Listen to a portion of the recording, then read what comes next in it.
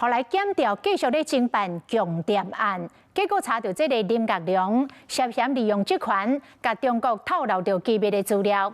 根据了解，林国良过去捌做过国民党的立委王宏维、林欠起甲柯武真的助理。王宏维今仔日出面来背回，讲林国良已经离职1年半。过去拢是接触地方服务的行程，完全无卡到机密的资料，伊支持检调来办案。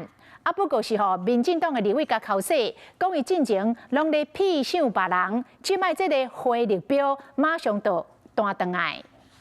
有话要说的、需要澄清吗？面对媒体头咧赶紧离开，伊是自称国民党台北市党部发言人林国良，检调扩大侦办强谍案，防怀疑涉嫌泄露机密资讯，经过连线侦讯了后，用10万块交保。不过中共到底是透过什么管道侵入，检调无放过任何线索。若看过去的经历，林国良捌读台大国法所的法学博士，后来到中国教册，伫咧2022年，互新党推荐参选北市议员，错落来进入国会做立院助理，今嘛伫咧王心怡议员的办公室做事。方便谈一下这个林月柔的这些事件吗？听到敏感的话题就紧闪，因为林国良方发现涉及国安法是伫咧做国会助理的期间，用调资料的方式泄密，伫咧真侪国民党立委的办公室做事。2023年正月伫咧立委王宏维遐任职，不过王宏维背回伊是组织地方服务，内容相对单纯。后来林国良搁到林倩起的办公室做媒体助理，办公室嘛回应期间无接触任何国安资料。所落来，去年年底到柯武真遐做社群编辑，柯武真嘛解说，伊敢若负责社群编辑甲行政工作尔。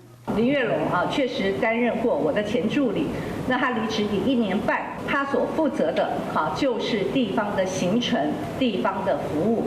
请问一下，如果是共谍案，怎么可以10万元就交保了呢？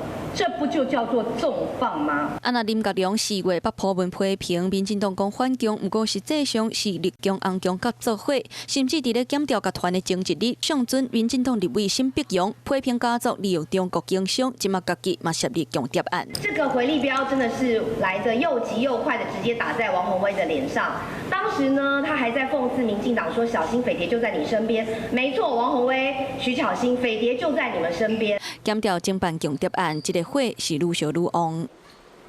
Hello， 我是张新文。想要抢先掌握最及时的新闻资讯吗？赶快订阅、按赞、开启小铃铛，锁定华视新闻 YouTube 频道。